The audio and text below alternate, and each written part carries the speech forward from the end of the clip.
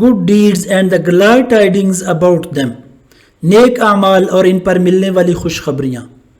The profit सल्लल्लाहु अलैहि वसल्लम supplication for the one who prays tahajjud himself and also wakes his wife to pray. खुद तहज्जुद पढ़ने वाले और अपनी बीवी को भी तहज्जुद पढ़ाने वाले के लिए नबी सल्लल्लाहु अलैहि वसल्लम की दुआ.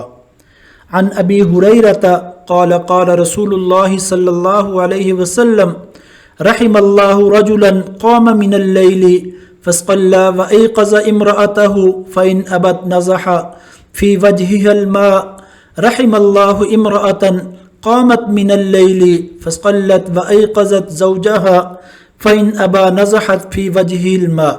सुन्ने अबी Dawood 1308. अस्नादुहु हसनुन.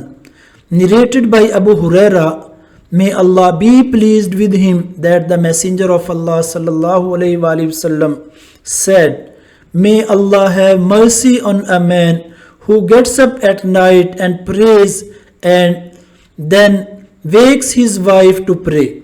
If she refuses, he sprinkles water on her face. And may Allah have mercy on a woman who gets up at night and prays and then wakes her husband. If he refuses, she sprinkles water on his face.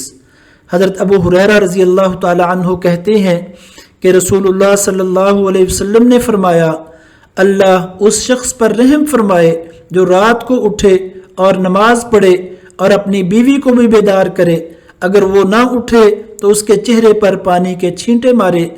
अल्लाह उस औरत पर रहम फरमाए जो रात को उठकर नमाज पढ़े और अपने शौहर को भी जगाए. अगर वो ना उठे तो उसके चेहरे पर पानी के छींटे मारे.